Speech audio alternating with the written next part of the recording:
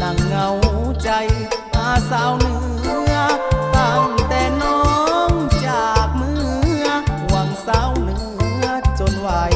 วัน สัญญาหมายแต่งความขวัญแพงอยู่เวียงจันทร์ย่านแต่สายสัมพันธ์พ่อแม่น้องนั้นกังกันหัวใจบ่าวไทยไต่หวังอะไรใจอาวรณ์ยันเหมือนนิทานบางตอนข้าวผ้าแด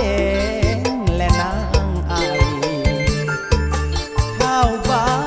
เจียงหักบ่สมหวังดังใจนางมาลงฆ่าตัวตายเหมือนบ่าวไทยไต้